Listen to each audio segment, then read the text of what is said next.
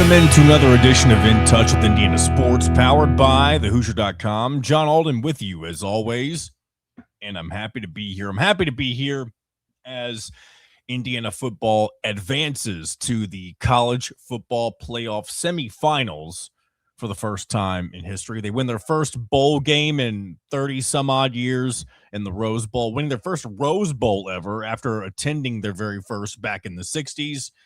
And so many other things that myself, Mitchell, Paige will touch on here in the early portion of this week's episode. But my goodness, I feel like this podcast is coming out later than most when it comes to, reaction from the Rose Bowl, of course. There'll be a lot of previewing of the Oregon Peach Bowl throughout today's show as well. We'll bring on Doug from the QB11 show. We had him on earlier this season whenever Indiana traveled out to Eugene. So happy to have him on once again for this quarterfinal edition, semifinal edition of In Touch with Indiana Sports. So a lot of good stuff to talk about. We'll also, in between Mitchell, Paige, and Doug, I know some of you are listening and probably wondering what's Doug's last name. Well, I actually don't know either. I just know he's Doug from the QB11 show.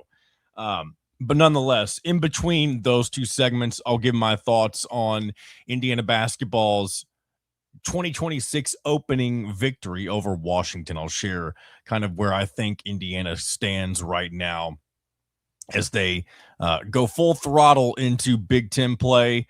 And towards the end of the show, we're going to bunch both of the basketball stuff together, men's and women's, just because we don't really have enough non-revenue stuff to have a non-revenue segment. So we'll just put women's basketball, men's basketball. And then at the very end, I'll give a quick rundown of the transfer portal treasure trove that Indiana football has been able to strike gold with, if that makes any sense. So we'll go through some of the big names that they've been able to land here as they do that and prepare for Oregon down in Atlanta later this week. So lots of really good things going on with Indiana sports, and I'm looking forward to diving into all of it with you here today, this morning, this afternoon, this evening, whenever it is you are taking in this week's episode. Maybe you're taking it in right before the Peach Bowl on Friday night. Whenever it is that you are deciding to listen to this, I'm happy to have you on board, and feel free to leave a comment below. I know a lot of you guys, will share your thoughts on various things, and I try to get in there. And if you see the Hoosier on 3 logo, touch your comment, whatever it might, make the little logo. If you see that, hit your comment. It means I've looked at it, and that's my way of reacting to it, letting you know I've read it, that sort of thing, if I don't always read it on the show. So without further ado, we're going to go ahead and bring on Mitchell, Paige, get into all of our thoughts and reactions from the Rose Bowl, what to expect as the Peach Bowl and the semifinal matchup looms later this week. And without further ado, we'll get into that right now. Joining me once again on In Touch with Indiana Sports, it's Mitchell, Paige. Who would have thunk, right? This is the umpteenth millionth time in a row you've been on the show. I'm so happy. Last episode, I think I concluded the segment saying I don't want this to end.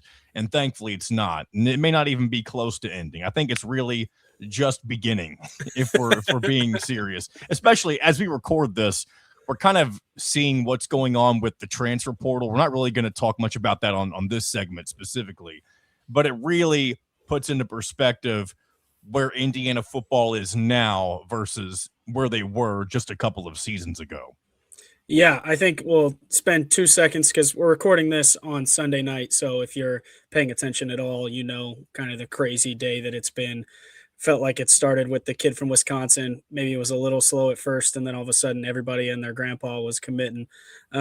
So just a crazy day, but we've talked about it a lot that I think there's 2 things that are happening right before our eyes. It's all of a sudden Signetti, everybody's like, oh, imagine all these 5 stars that they can get, blah, blah, blah. That's not what's dangerous. What's dangerous is Signetti getting to pick who he wants. That's what's dangerous. He's obviously proven that he can find it anywhere and everywhere and develop it into an all-American caliber player. So look out, world. And then I think what the second thing that's shocking is how quickly it's all happening. Because the only way to explain that, and maybe this is how it is in every transfer portal recruiting cycle, I don't know, but had a lot of guys, what do you say, 13 guys on campus, and my guess is he probably told all of them, listen, we got a game in a couple days. It's either today or never. And if you would have said that 3 years ago to someone trying to transfer to Indiana, they were like, "What are you talking about?" And now that's all of a sudden the best sales pitch that anyone can give. So just continues to be exciting to be an Yeah, Indiana Hoosier fan. And we're it's playing in the Final wild. Four. Do what? We're playing in the Final Four. They're playing, the Final Four of football. The Indiana football makes it to a Final Four before Indiana basketball can since the year 2002. And man, I guess let's just start with what has happened, and that is the absolute humiliation, domination, use whatever verbiage you want to, of the Alabama Crimson Tide, 38-3. I was looking at stats earlier just to kind of get a different visual of how things really played out. I guess a statistical visual. And I think the biggest glaring, the biggest thing that jumps out to me, and I know it's very evident, we know how the game played out, but the 215 rushing yards to 23 might be the most asinine thing I've ever seen. When you look at these two programs, Alabama was built on running the ball and controlling the line of scrimmage during their heyday with Saban. Obviously, that is no longer the case, and you could argue that the roles have flipped. I mean, I know Alabama's not, 2-10, whatever it might be, but Yeah, it hasn't Indiana, quite what I mean flipped. by it did kind of feel like that, I guess. Yeah. But either Yeah. way, Indiana, it doesn't matter who they're playing. They know how to control the line of scrimmage, both sides. They're built offensively and defensively to dictate the game the way that they want it to go down. Yeah, the key word is built. We talked about establishing an identity, establishing physicality at the beginning of the year. You think about the Old Dominion game, we were all up in arms. Why can't we score on the 2-yard line? Why don't we mix it up? It felt like everybody was panicking. We're going to go 2-10, blah, blah, blah, because we couldn't score. And we couldn't. That's real. But it's about establishing that. You don't just snap your fingers. Alabama hasn't run the ball all year, so there's no planet that they were going to snap their fingers and run the ball on Indiana. Indiana has built from week one and gotten better and better and better into the freight train that they are now. But you talk about the matchup coming this week. I think Oregon's kind of done the same thing. They've gotten some guys back. They've established a lot of physicality. I think their offense is strange. It feels like they have way more weapons than they show, if that makes sense. It feels like every guy on their team is built like an action figure. I saw Kenyon Sadiq? Kenyon Sadiq, their tight end. He was on game day on New Year's Day in the morning, and that person was chiseled by the gods. It's unbelievable. So, I mean, they just have freaks everywhere, but they've established physicality as well. Whereas last week, I think we weren't even close on our predictions. I think I was 38-13, just not even close. Yeah, I was 27-10, and you and I kind of had a small little back and forth towards the end of the game about how the way we approached talking about this, it felt very similar to the Illinois game. Like we both wanted, and more you in particular in the Illinois game, were ready to just declare that it was going to be a blowout. But it felt like if we were to have done that we would be really disrespecting what Alabama maybe should have been. But I mean, I predicted 4 touchdowns versus Illinois, and what's 38-13? Pretty close to 4 touchdowns. Yeah. But I said all that to say I don't have that same feeling against Oregon. I think this is going to be a dogfight. That's a really good team. They're fast. They're explosive. They can pop you at any time from a lot of different places. I thought their run game last time was really effective, and for whatever reason, they went away from it. I can't remember what their dudes' names are. I'm horrible at research. This I is don't have such Oregon's bad running backs preparation names by either, me. but one thing I do want to throw this out there real quick. They got outgained by Texas Tech 78-64 on the ground, even though they won that game handily 23-0. If there's anything you want to kind of keep your eye on in this game, of course, from the Indiana perspective, is can Indiana keep them at that same level of rushing and even lower, because Texas Tech has one of the better defenses and they still gave up 23 points. And that's definitely going to be probably the most important thing to watch for in this game if Indiana is going to be successful. Yeah, I think it's the line of scrimmage, as it is every game, but in particular on the defensive side. I think Texas Tech is really physical, explosive on the defensive line, and it gave Oregon a lot of problems. I think Indiana's going to have to do a lot of the same, maybe not in the same way, but create the same kind of havoc. Because if you can't run the ball, we saw what happens. You just get one-dimensional, and then you get your ears pinned back as a defensive end, defensive tackle, and that's a bad day for the quarterback. So I think it's a much more interesting game than the Alabama game was by far. A really good team, and I think I said I was going to the Rose Bowl. I am going to this one, so I'm excited to be in Atlanta, feel the environment. I'm hoping we get a little similar 80-20 split. I'm not sure we'll get that much of the fans, but maybe 65-35, something like that's what it's shaping up for.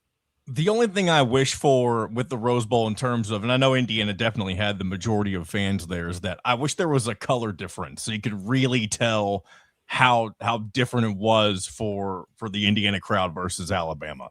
Yeah, I think the only way that you could see, and maybe this isn't exact, but Holly Rowe at the end of the game while they were setting up the stage, yeah, she did the 360 panorama, and I think 2 sections were half full, and the rest were like the game was getting ready to kick off. Yeah. And from all the firsthand experiences, it sounded like it was just Memorial Stadium West. So now we got to create more Memorial Stadium South, because it is. I think I've talked probably way too much on this podcast about how much it matters to have fans there, how important that is as a player to hear people supporting you. It seems silly, like the game's played between the lines, but there's just an extra juice when you run out of the tunnel for the first time, and it's deafening.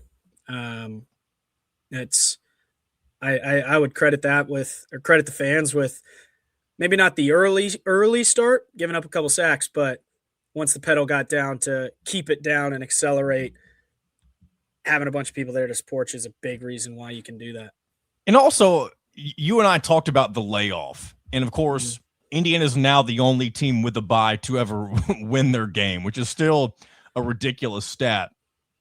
But you and I talked about if Indiana was going to potentially have those issues of waking up, getting back in rhythm, it kind of felt like things played out exactly how we thought they were. Maybe things would start off a little bit slow, but then all it would take is a couple of first downs to really just get that first successful drive going. I believe they were back on their own 5-ish yard line to begin their second or third drive. Yep, it was on they the took 3. They took that all the way down for their first touchdown catch to Charlie Becker. That was a field goal. First drive was a field goal. First one, that's right. Now, first one was the field goal with the helmet communication stuff. Yeah. But either way, that was the drive that took off a lot of clock, and it was really the first time. And again, even though it was only a field goal, you kind of juiced Alabama a little bit there just by showing the ability. That was Indiana's first moment of the game where they began dictating the pace on how they wanted things to go, and they really never looked back from there. Following that was Alabama's attempt to go for it on fourth down, which, my gosh, if that has not become the meme or memes with an S of the last week in college football, I don't really know what has. They do the hard snap thing by pretending they're going to punt and they don't.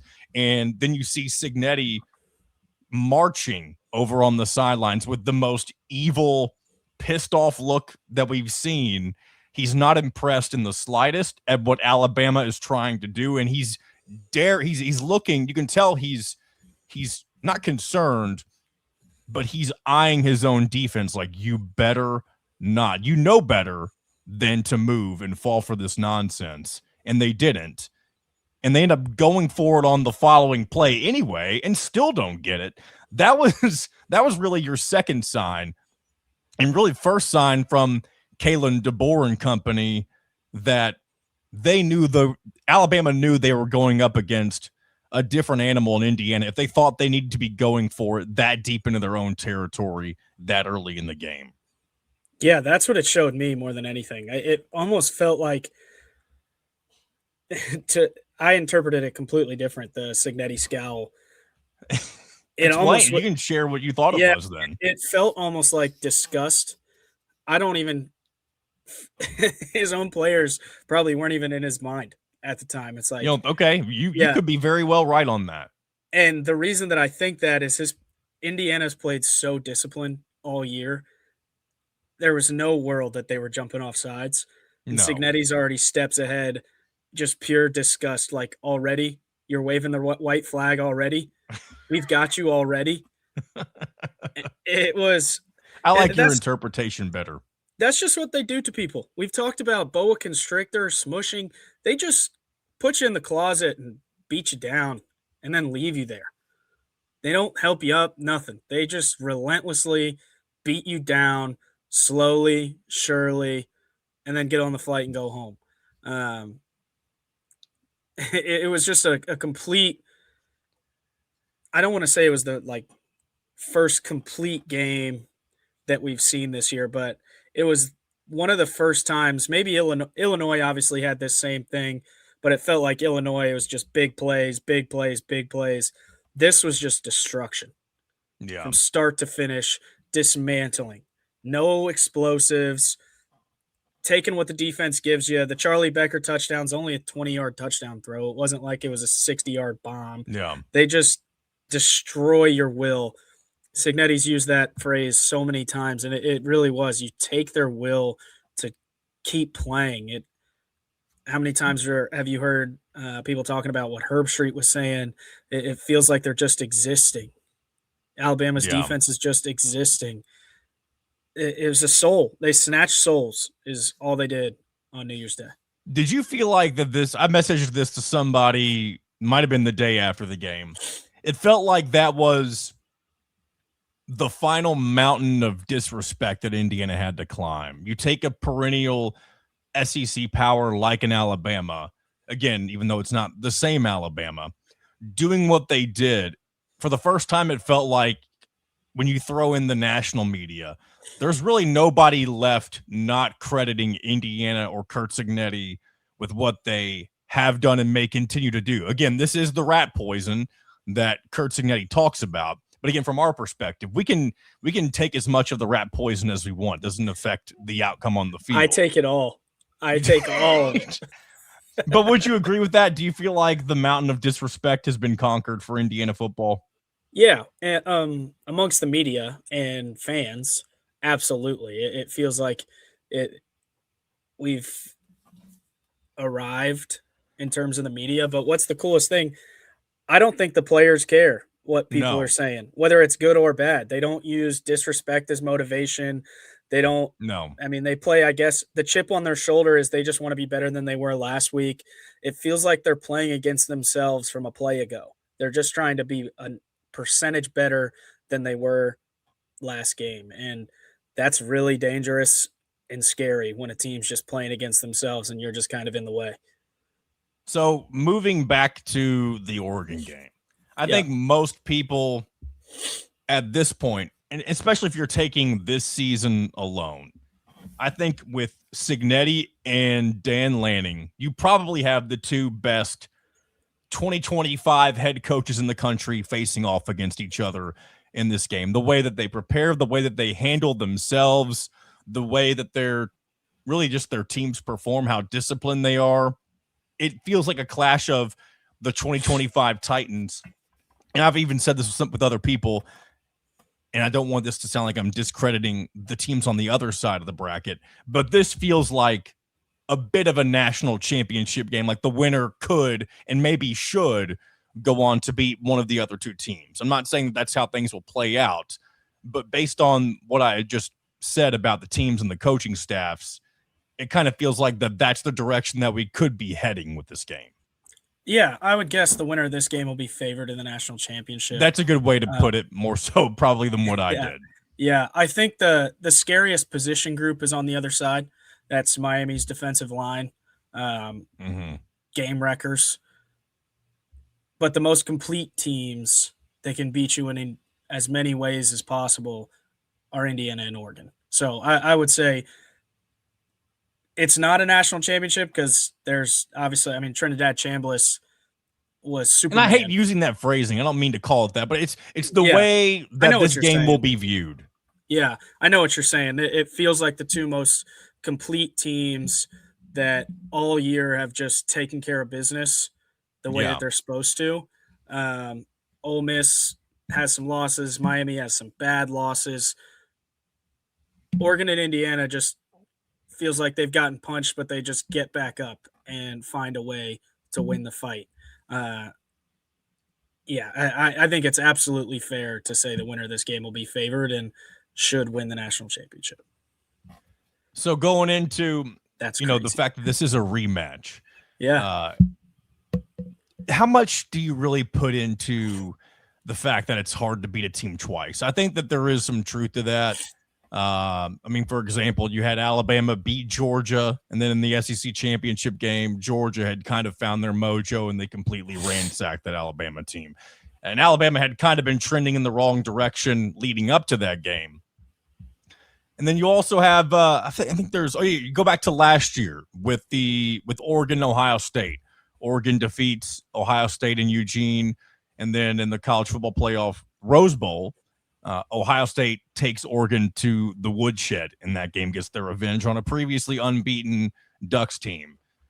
How much of that is worth putting stock into with this particular matchup?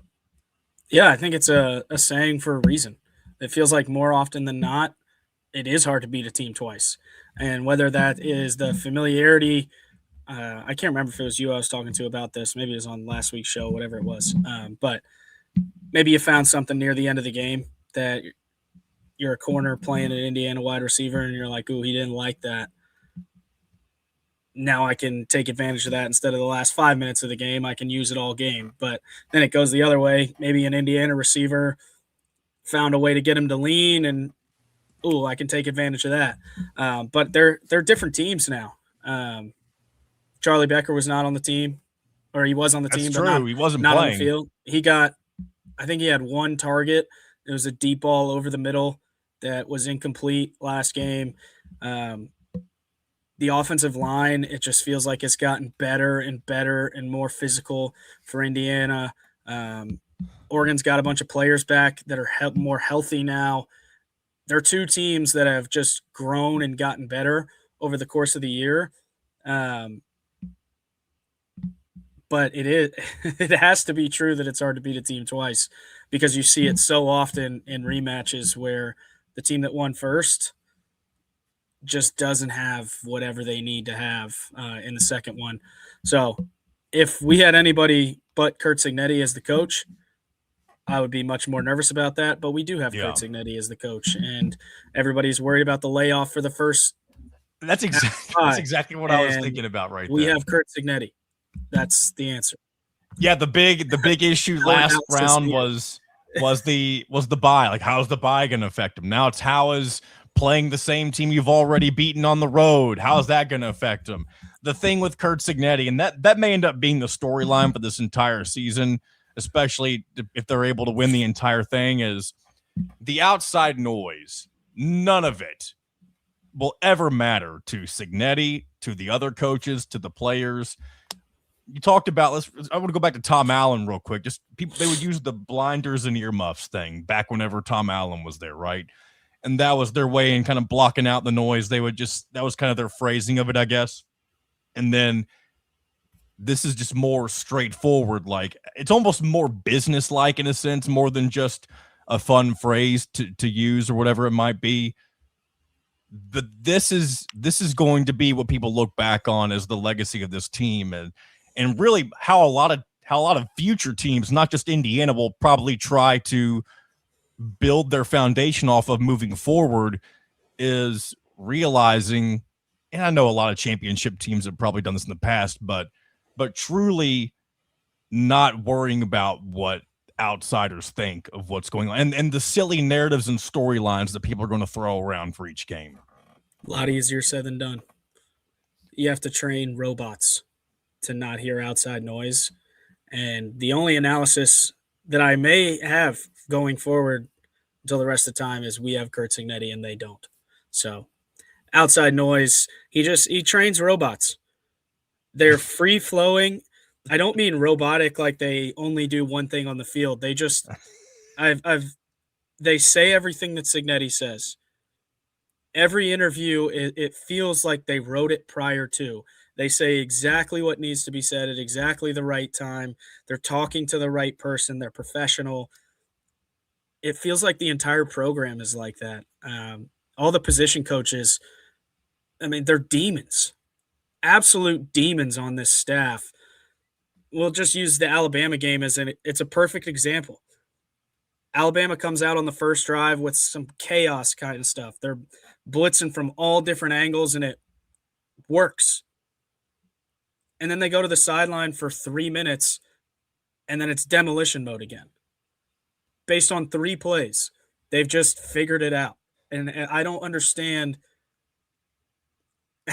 I don't understand isn't the right description of what I'm trying to say, but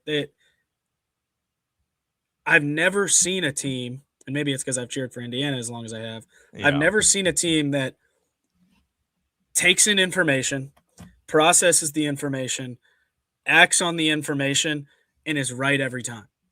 It's AI football. I saw. Did you happen to see the message board geniuses thing on social media claiming that Indiana has some sort of secret technology where they're able to just create plays based on what the defense is giving them? They're AIs. They're free flowing humanoid AIs that they're clinical.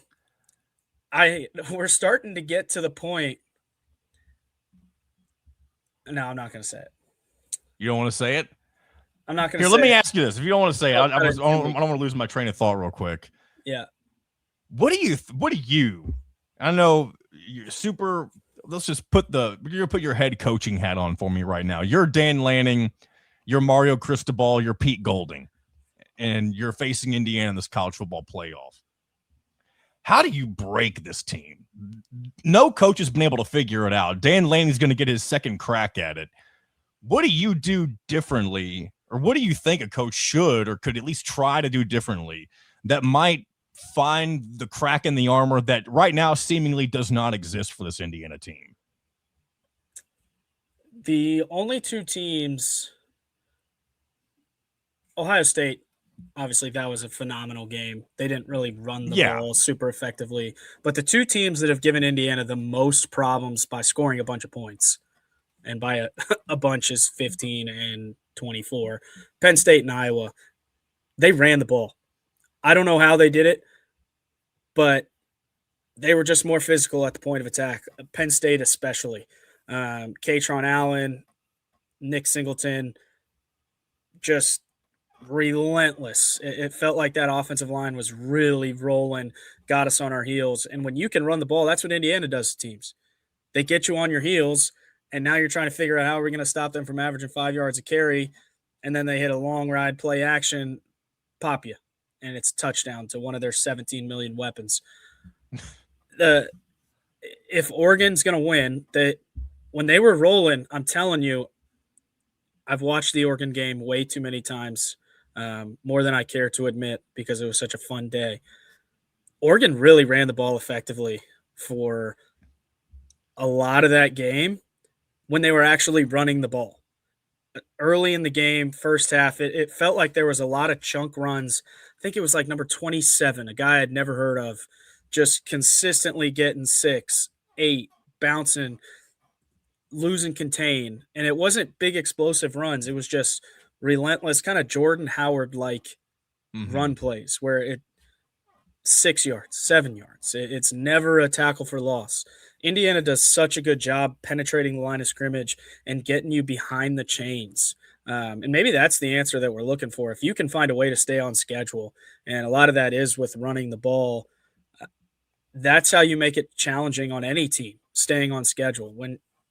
If you get behind sticks, good luck. It feels like everybody gets behind sticks against Indiana.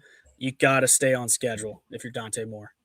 I'm looking at the rushing stats from the last time these two teams played. Indiana had 111 rushing yards. Oregon had 81. I wish I had it broken down by half because you'd mentioned They that it had was kind of 6 sacks in that game, I think. 5 or 6 sacks, which are accounting. That's true. I hate that college football accounts for sacks as rushing they were yards. No, the they were NFL getting doesn't do that. after Dante Moore, getting after him. And it wasn't – I think They they did had have some – 6 sacks, by the way. You're right. They were doing a lot of like side-to-side running as well. That were some tackle for losses. They were really effective going right at the teeth of the defense.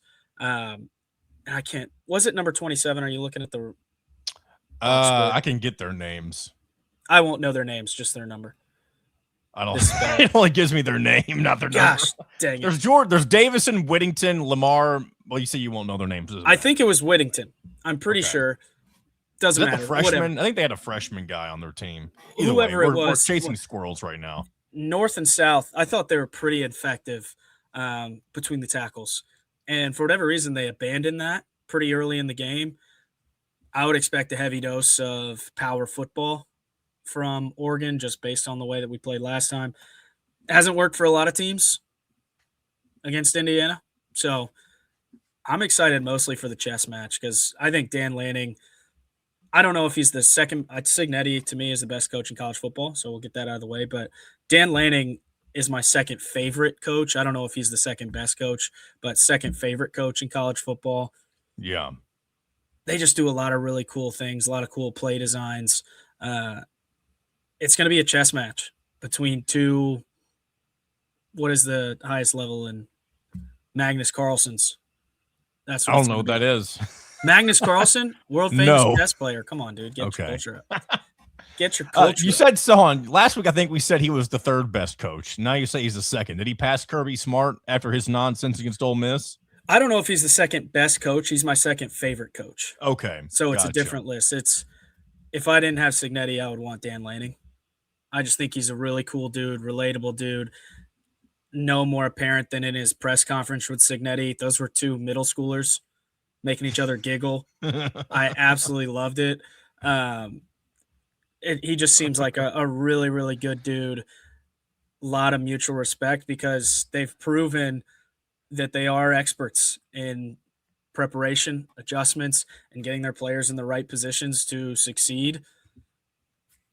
I think the Hoosiers are in for a dogfight, but so are the Ducks. I can't wait to be in the building. Did Signetti, did he really say edge to Oregon during one of his answers for the press conference? I know he was probably middle schooling it up, as you said, but I read that in one of the transcripts. I think he said that was along the lines of hard to beat a team twice, so edge to Oregon. So edge to Oregon, yes. Which is such a just dig. Adding that edge to Oregon is just so ridiculous and fun. Dig. Like, we already beat you, but you can have an edge. Yeah. And Dan Lanning, maybe Signetti listened. Dan Lanning saying, focus on the transfer portal guys, make sure you're ready for next year. Yeah. Maybe Signetti took that advice, signing literally everyone that Indiana has even remotely wanted and saying today or never, and then just getting all of them and sorry everybody else. And then they're going to come out on whatever it is, Friday night, and just, I'm sure, be clinical. They may not win. I think this game is a toss-up. I really do. The only two times I've had to sweat, not the only, there's been more than 2 times, but 2 of maybe the 3 times, 4 times even. I'm getting too cocky with this Indiana team in my head right now. But 2 of the few times where I've sweated for Indiana football, one of them was that Oregon game. Heck yeah. The other one that came to mind immediately after was the Penn State game because that really felt like a loss until it wasn't. Yep. And the other 2 that I threw in at the end, of course, was the Ohio State Big Ten championship game. And then Iowa was really the first time that they were tested all season long. Man, Purdue or Penn State and Iowa were by far the 2 sweatiest games. If you weren't, Iowa, I think, was the sweatiest. If you weren't sweating on the interception with 3 minutes left and they return it to the 30-yard line and all they got to do is run the clock out and kick a field goal and they win. But they missed the difference though is they missed the field goal, and Indiana had the opportunity to With a really put it minute away. left, a minute and a half. But with Penn State, you were already down. You had to be perfect to win, and I they get were it. perfect. I get it. I think because Penn State happened so quickly, you didn't have a chance to feel as much dread. No, I Indiana had to felt the get a dread. I stop. felt the dread. No Mitchell, doubt. I don't know if we talked about this. I was already trying to figure out how I was going to talk about the loss during the That's end of because you're that not a Penn State believer. game. That's because you're not a No, I believer. wasn't. I wasn't a believer. Signetti said there's not a single person who believed in that stadium that Indiana would win. I wasn't in the stadium, but I was one of those people he was talking about. I may have been worried as well. But you got to listen to what I'm trying to say. Penn State scores with whatever. Indiana gets the ball back. You have some time. They go 3 and out, and then you go right down the field. But the Iowa one, when you're watching Penn State, you already had Iowa whispers in your head. This is the first time this has really happened at Iowa. And we just kind of got bullied in that game. Against Penn State, we made some plays down the field. We made some things happen. Iowa, we didn't do nothing. That's horrible English. We didn't do anything all game. And it just felt like the stars were aligning. I felt more dread at Iowa than at Penn State. They're close. Don't get me wrong. There was some serious dread. But I don't know. I don't even remember why we're talking about this. But yeah, we really went off on a tangent. That's okay. I can't remember why we're talking about this. But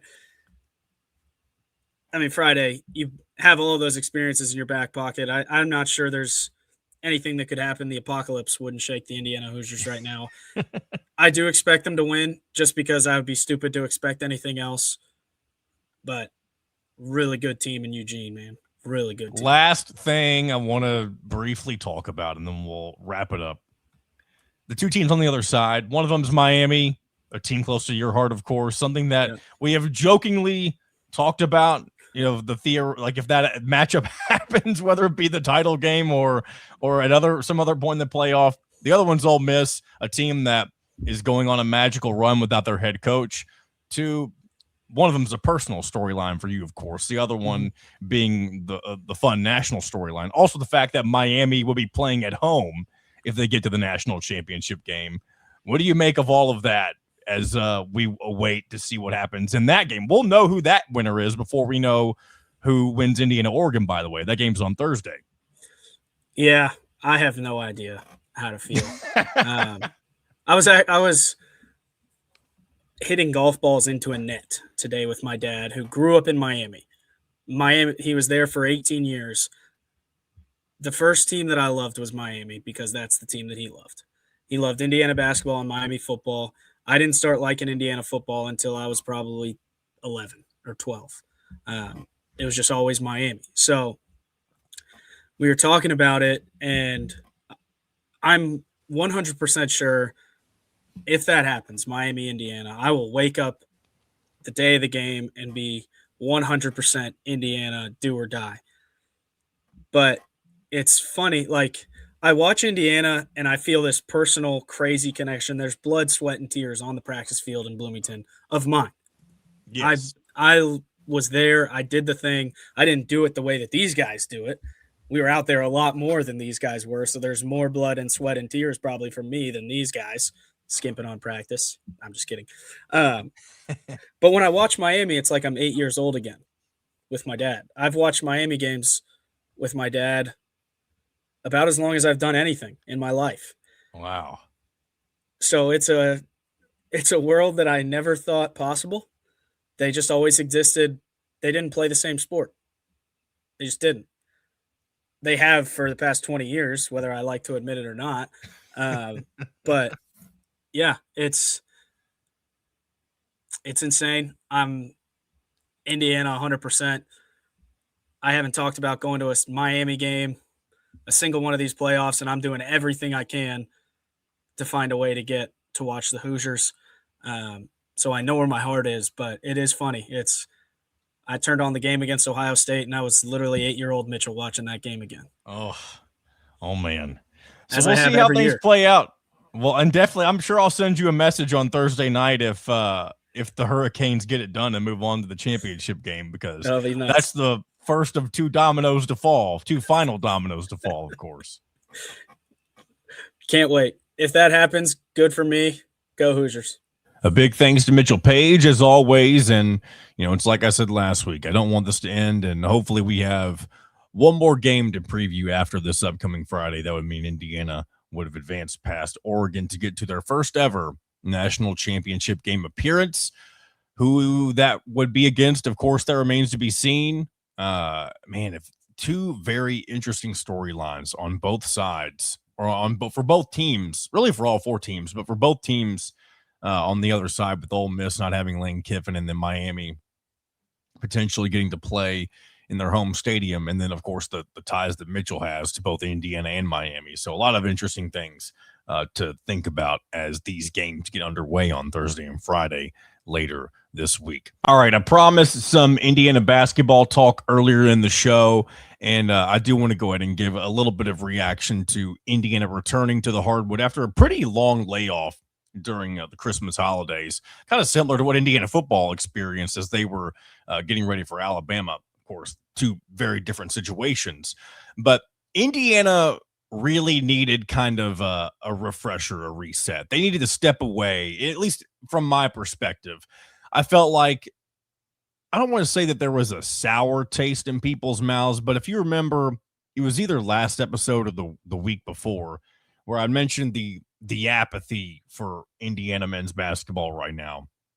And just, and I know a lot of it's compounded by the success of Indiana football. And I mentioned that even with myself, it's tough to give full attention to both when the one that began first is doing not only so well, but doing things that they've never done before.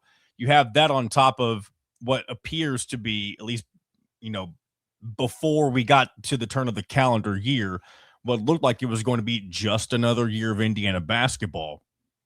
That's what kind of created that feeling, right? And that, I think the time away from Indiana basketball, at least from a fan standpoint and for a player standpoint, of course, that was needed a little bit. And so the way that they came out against Washington, both teams, of course, excited to get into the thick of conference play. Both teams were high flying. Threes were landing for both the Huskies and the Hoosiers, and it looked like it was going to be a high scoring affair. Final score 90-80. You kind of thought it might have ended up in triple digits in the early going. But either way, still a very good result in showing for Indiana basketball.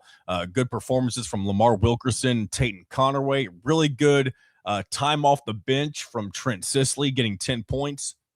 His first really solid action in conference play, I feel like. And well, again, they've only played a few games.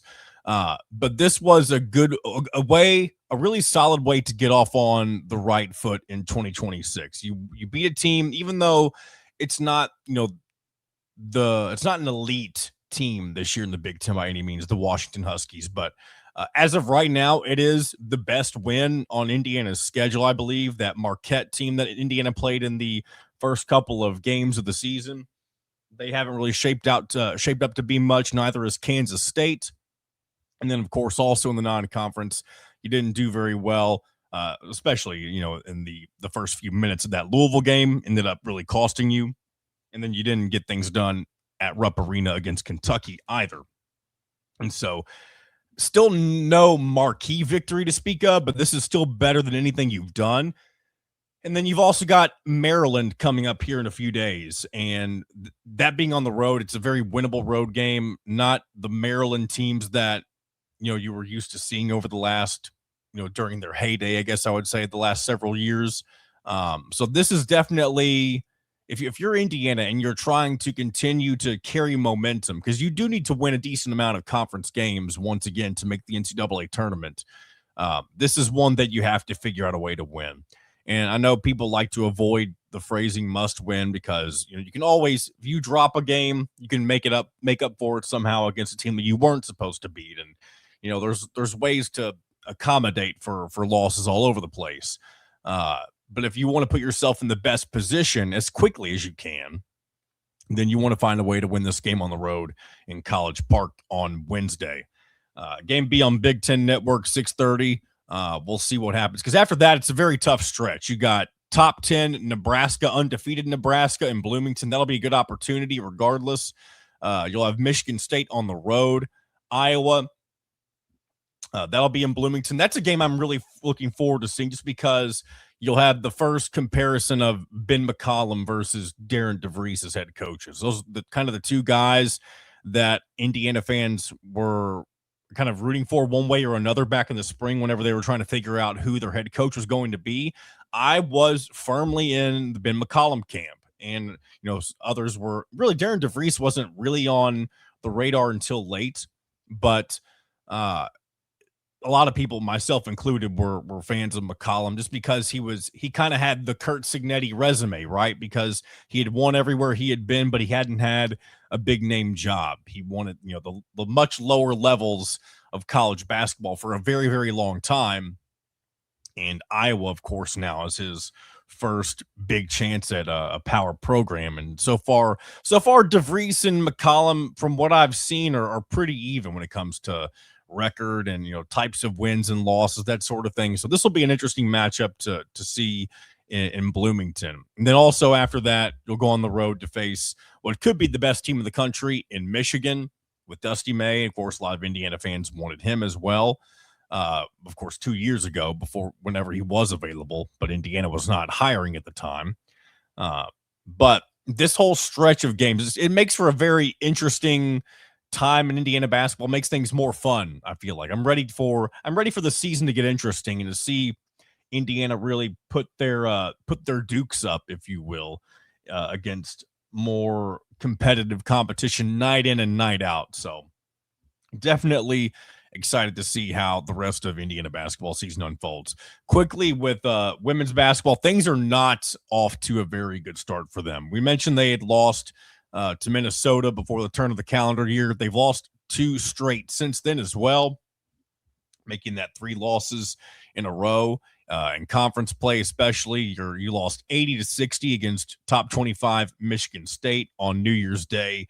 That game was in Bloomington, and then they followed that up with a loss on the road at top 10 Maryland, 82-67. So again, losing to those teams, it's not like it's the most embarrassing thing in the world. Clearly, Indiana women's basketball, this is the first time in Terry Morin's era where I feel like she's truly having to rebuild. Like in previous seasons, it's been reloading and really retaining a lot of the important pieces of the roster.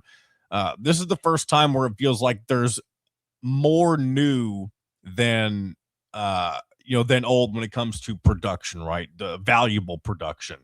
And so it's going to be an adjustment season. Will they make the NCAA tournament? We'll see how the rest of conference play goes. They've got number 20 Nebraska on the road on Thursday this week, and then they'll also welcome Iowa to Bloomington on Sunday. So we'll see if they can get a couple, get back in the win column here in Big Ten play.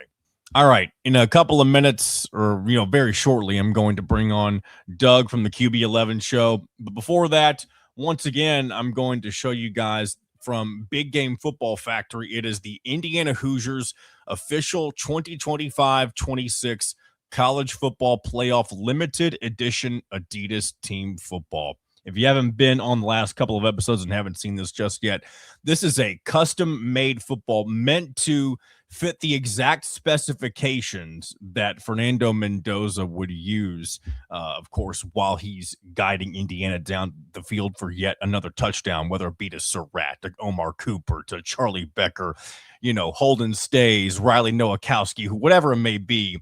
If you want to have something that's, a piece of Indiana football memorabilia, especially with the way that this season is gone, you want to have something to remember it by, this may be the thing for you. It's $174.99, but you also get free shipping on all orders over $100, excluding Alaska and Hawaii, right here from Big Game Football Factory. So if you or someone is enjoying this football season like they never had before, and I know I have, and you want something that, whether it's be to add to your collection or, like I said, just something to remember this special season by, this might be the item for you. Again, it is the Indiana Hoosiers official 2025-26 CFP limited edition Adidas team football. And my goodness, I'll tell you what, it's not really something that I have the means for right now, but if I had money falling out of my pockets, then this is definitely something I would like to have, as part of my IU Indiana football collection. But without further ado, we're going to move on to our next segment now. Doug from the QB11 show, part of the Rivals Network, Scoop Duck on 3 for Oregon, and looking forward to sharing this conversation with you guys. And without further ado, we'll go ahead and move into that right now. Joining me once again here on In Touch with Indiana Sports, it is Doug from the QB11 show. We had him on earlier this year whenever Indiana traveled out to Eugene to take on the Ducks for the first time. Of course, now they'll face each other once again in the CFP semifinals at the Peach Bowl. Doug, welcome back to the show. Thank you for having me. Welcome. I'm glad to be back. Thanks. Glad to have you. And of course, we have a lot to talk about between both teams. I feel like Indiana and Oregon, two of the most convincing wins so far of the college football playoff. Of course, the Oregon Ducks 23-0 over Texas Tech, a Texas Tech team that a lot of people thought was pretty good. And I don't think that is necessarily false, but Oregon definitely made them look very foolish at times during the game this past week.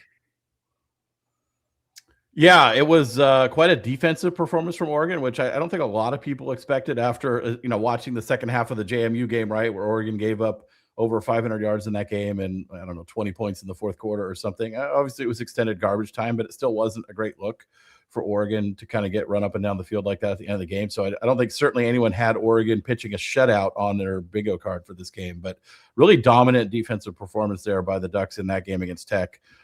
Whose defense was also really, really, dominant in that game and phenomenal. And I think if you're looking ahead, like Oregon having to play that Texas Tech defense, especially the front seven, I think is as good a prep as you can ask for, going into this Indiana game.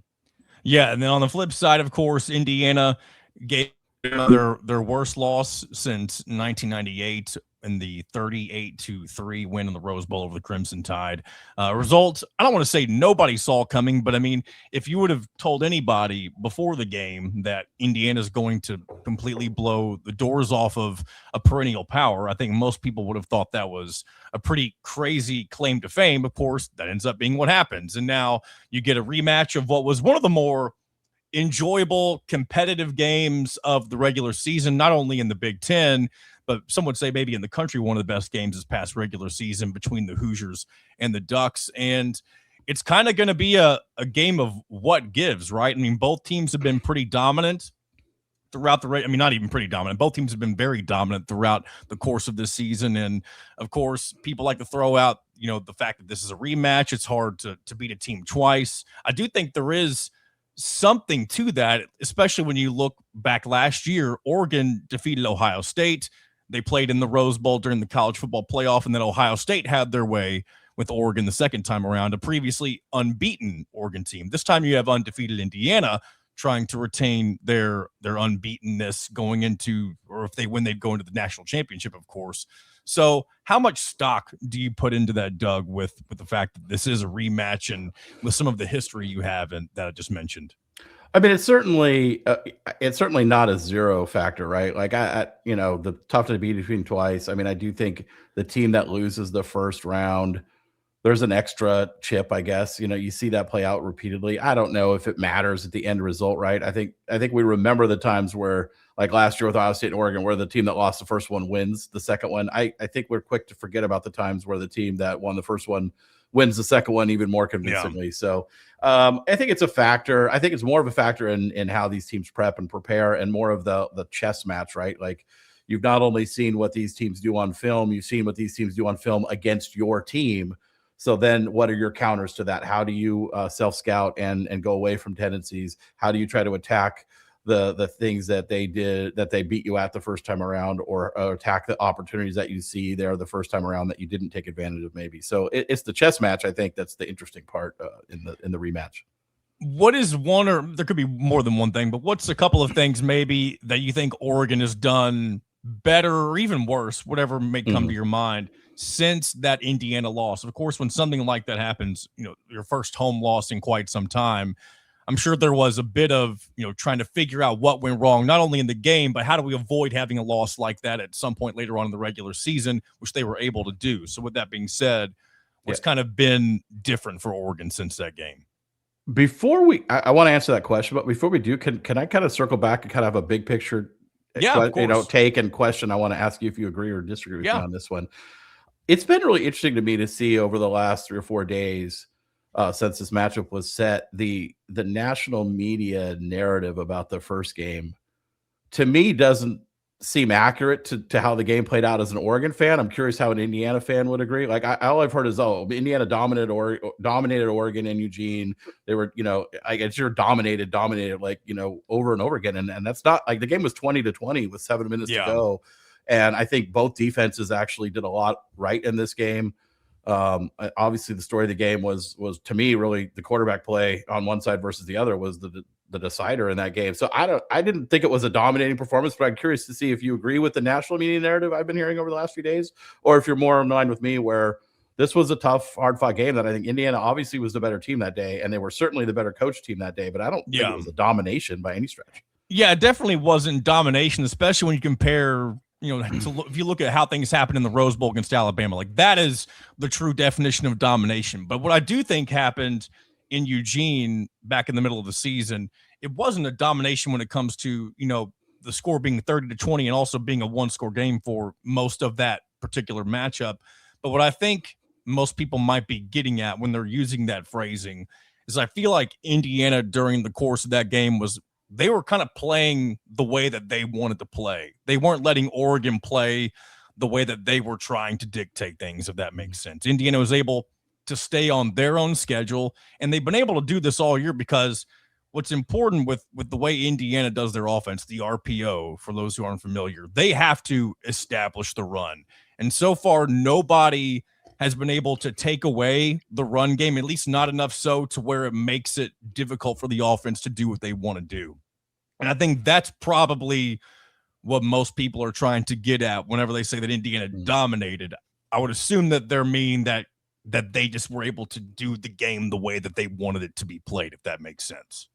Yeah, I tend to agree with that. I think I think they were able to stay in their game plan on offense much more consistently and effectively throughout the game than Oregon was. So I would totally agree with you there.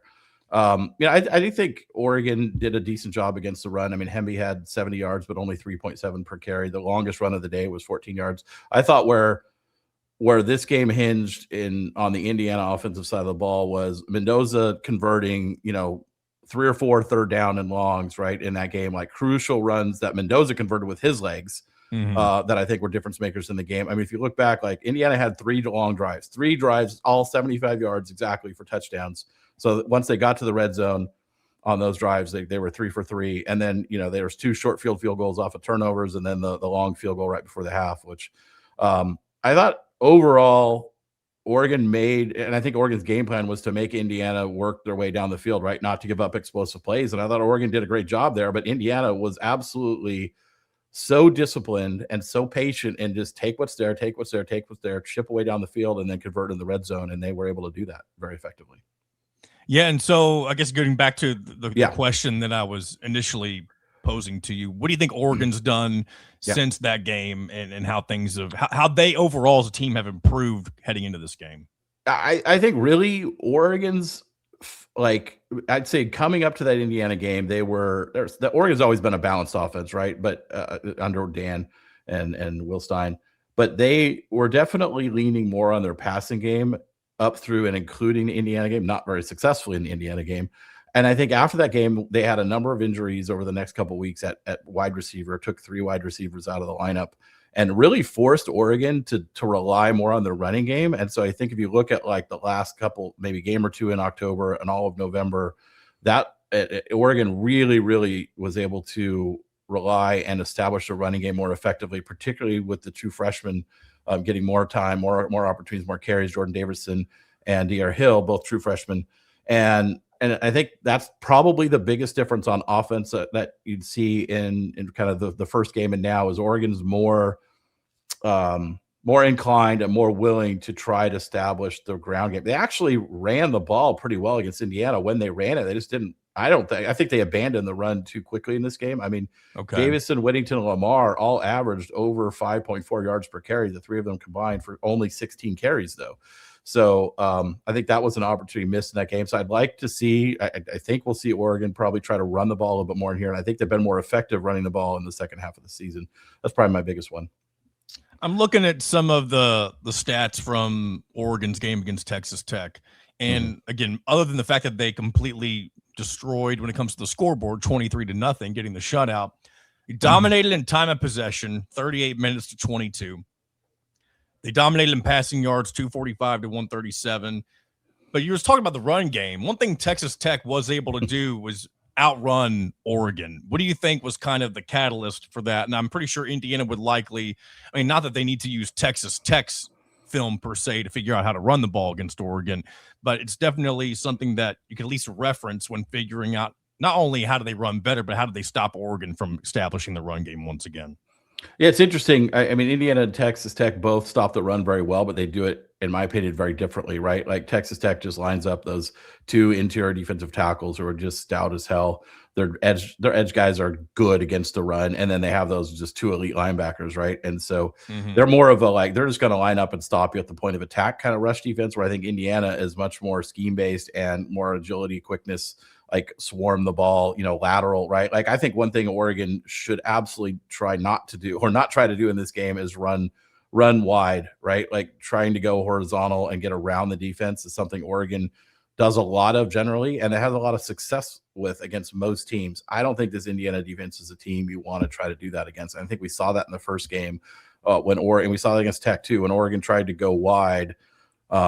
It was not very successful, right? So I think I think if you're Oregon and you want to establish the run, I think you're better off trying to run right at Indiana. I'm not saying that's going to be an easy task, but I think of the two, I think that's going to be more successful or give you more opportunity for success, because they aren't Indiana isn't necessarily, they don't have the big, huge bodies like Tech does up front, right? They're more of a scheme, and they're really, really good. Here's my thing about Indiana. You've heard me say this, right? There's nobody better coached in this country than Indiana. I don't even think it's close. Whoever's the second best coached team in the country is way down the list, right? On both sides of the ball, but particularly on defense. I don't know, Haynes is a wizard.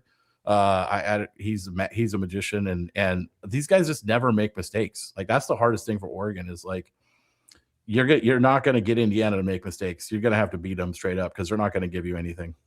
Yeah, the rise of Brian Haynes in particular has been something. He definitely got a lot of praise last year and a lot of credit for the 11-1 regular season and getting to the college football playoff.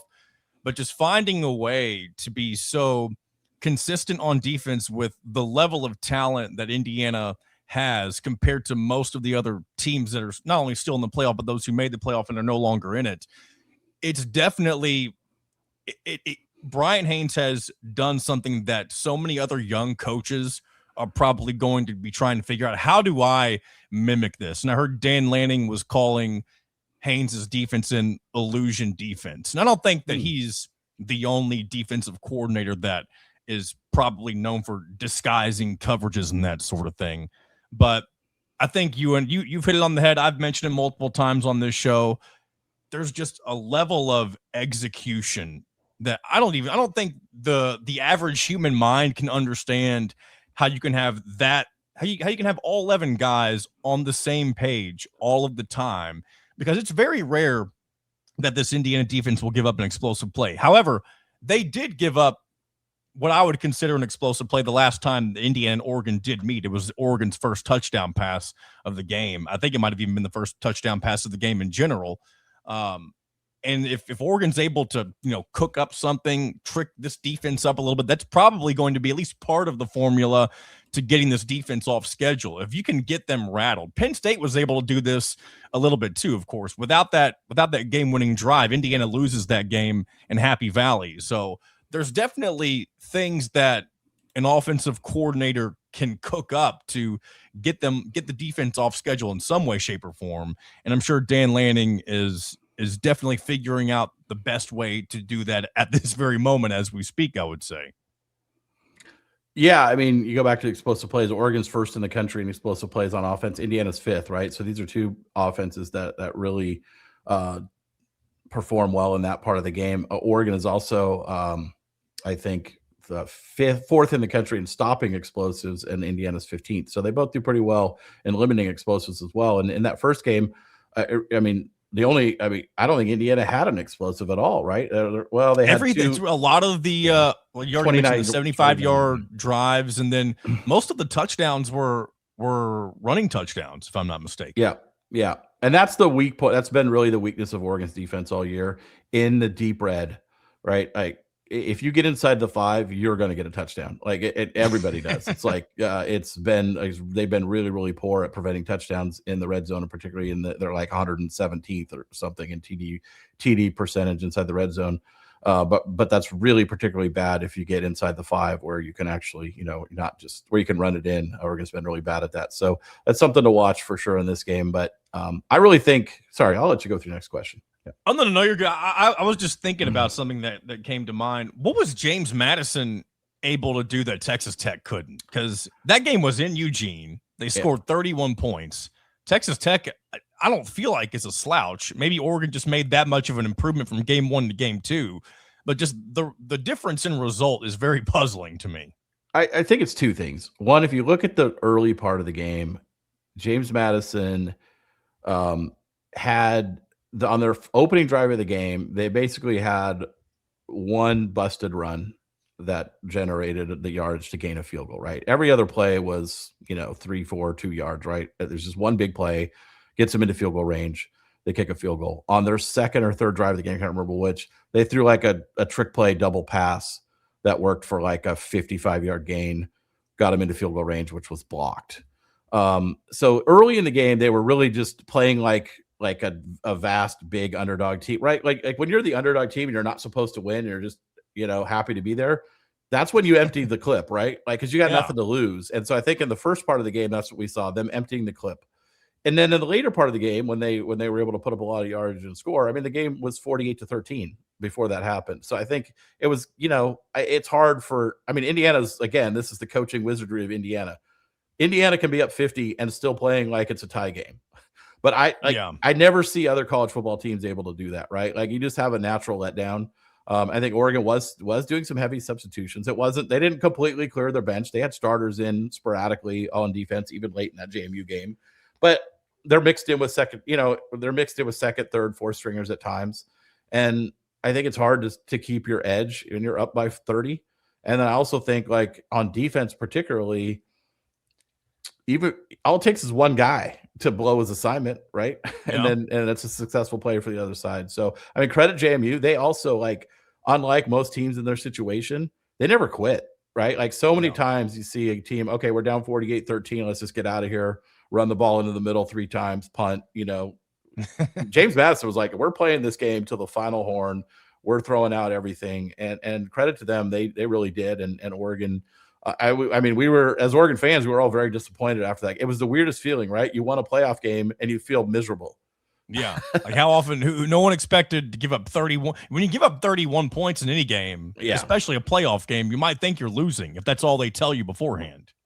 Yeah. So I just think I never really worried. Once I got past the initial emotion of the moment, I started, reflected the next day and watched the film and thought, it never really worried me that this was like any kind of thing that could be duplicated by Tech or take advantage of, right? It just felt like, okay, it was one of those games where, you were playing an overmatched opponent. You had a huge lead. You took care of business. And then, they got a backdoor cover and a bunch of empty yardage at the end of a not close game. So, I kind of flushed it and didn't really think it was anything that Tech could duplicate. And, but again, I think Oregon's defense took another step up anyway, even beyond that, right? Mm-hmm. Clearly they had a great game plan against Tech, and their motivation was elite in that game. You mentioned emptying the clip. And of course, if this ends up being a game that, comes down to the final couple of possessions, do you imagine, it's probably an obvious question, but surely both Curt Cignetti and Dan Lanning have something cooked up if they need to, just do something a little out of left field that maybe would catch the other team off guard. What would that look like if it's Dan Lanning doing that sort of thing, you think? Yeah, like I mean, it's not like the JMU thing, right? Like I don't think you're going to Yeah. see like when you have teams like this that are playing a competitive football game that could go either way, and you're trying to win the game, you're not going to like probably take too many chances on like weird trick plays, right? I mean, you're going to have a couple. You're not going here to and go there in the for it game. on 4th and 1 on your own 25-yard line like Alabama might. I don't know. Maybe you would. I don't know. I wouldn't put it. I had 25 is probably if it's a little late in the game, but Alabama did that early in the first half. So it's and it was only a 3-point game at the time. Yeah. And then the play was terrible too. So it's everything about, and then the whole lead up to the play with the like. I'll go to my grave with this. The most like the coaching move that I cannot stand more than any. I think it's absolutely just totally weak. It never works. Is the fake hard count. Like, we're going to hard count and try to get somebody to jump. Like, first of all, that's never going to work against Indiana of all teams. It never works against anyone. I just feel like if you want to go for it, just line up and go for it. Like this, like it almost would have been more believable if they just would have snapped the ball. I mean, of course it would, because they would have been following through on the bluff. And then they bring out the punt team, and then they go into like call a timeout. And then it's like at that point, it's like, okay, you've kind of given up any schematic advantage you might have had. Just punt the ball. That was almost, especially in retrospect, that was Kalen DeBoer realizing he didn't have the chops to go up against what this defense was giving him. Back to your question. Like, I think with Lanning, I mean, certainly we're an aggressive 4th down team. We always have been. We always will be. I thought there was a couple times in the Tech game where early in the game, I thought we should have taken some field goal opportunities that we didn't. But that's the way we play. And, when it works, no one ever people always remember the ones that don't work. They don't remember the ones that do work, right? You saw a fake punt in that game, right? Oregon's had, I think, 3 or 4 fake punts this year, which is a lot for any team. I think maybe 2 successful, 1 failed, or 3 and 1 or something like that. So Oregon's always going to look for kind of schematic advantages like that. Usually if it's something they see on film, a lot of times on special teams, right? Like you'll see maybe they see something on punt. Maybe they saw something in text, like the way they lined up for punt, that thought that they had an opportunity to get one there. You never know if you're going to use it in a game, right? Yeah. You got to, the game's got to be in the right game part of the field, right game script, right? We've seen Oregon onside kick surprise not this year, but in previous years under Lanning, they've done that with some success. They did it in the Ohio State regular season game last year and got the ball on it. So there's things like that. I'm sure that Oregon will have a few up their sleeve. I don't know what they would be. I'm sure Indiana will as well, right? But it's definitely like you always have those things. Good coaches always have those things in their back pocket, and then it's just a matter of does the game situation come up that would warrant using it. But as far as like offensively, I don't know. I mean, I think these are teams that are just going to like line up and do what they do, right? Yeah. I can't imagine there being anything.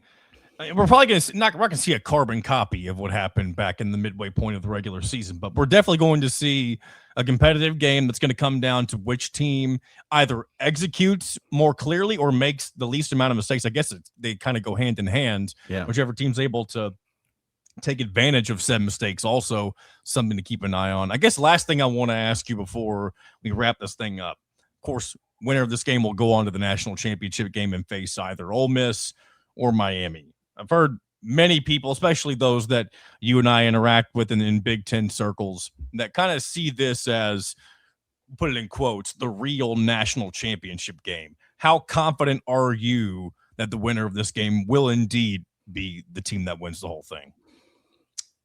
I mean, I definitely feel like these are the 2 best teams that are remaining, right? And I think if you look over the course of the season and the way they've played, I think that would bear that out.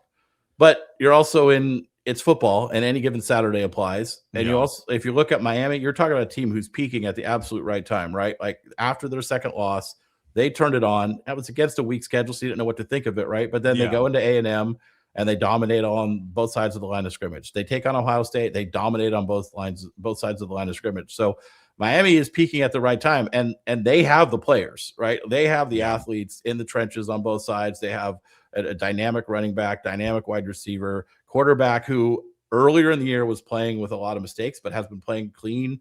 Like he's a game manager, right? They've got Beck doing a game manager role, which is what he should be doing for them.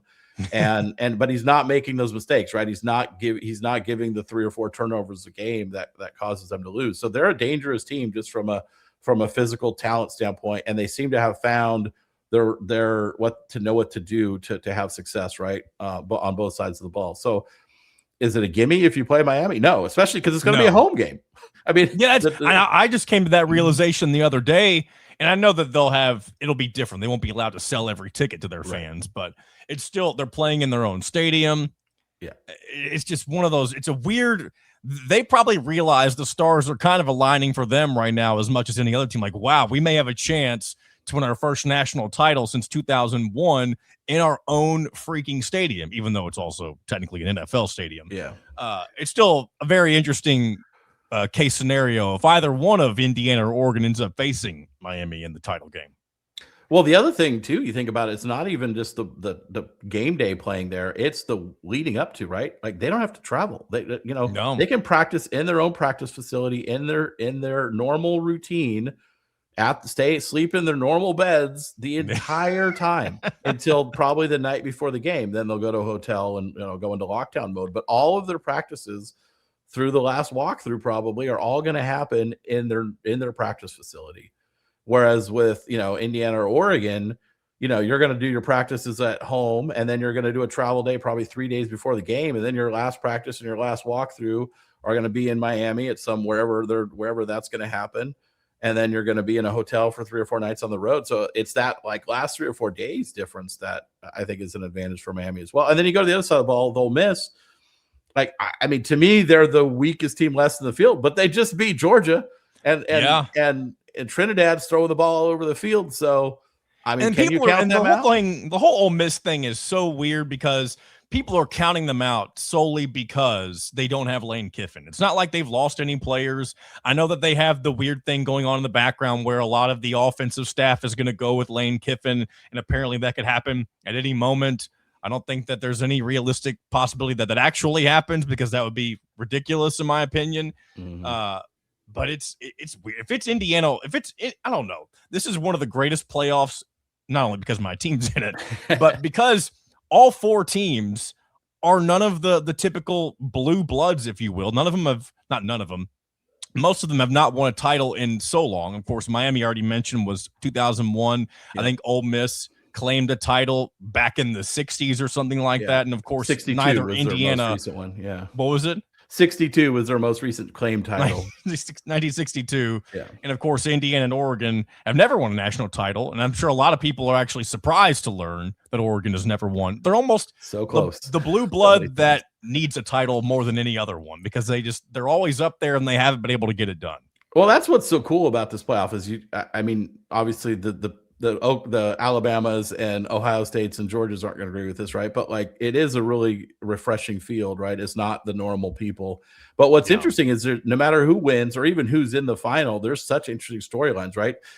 If Oregon plays Miami, it's the Mario Cristobal Bowl, right? He left Oregon to go coach Miami, and now he's be coaching against the team who replaced him. So that's an incredible story. Ole Miss at this point is already an incredible story with what they're doing without their head coach. If they make it to that game, another thing, and then obviously Cignetti and Indiana, the turnaround story, and that's what's so cool. If any of these 4 teams win, there's an awesome story there, right? There's the Indiana football, the most losses of it, not anymore, but up until this year, at the most losses of pre-Cignetti of any power conference team in history in 2 years, turning around and winning a title.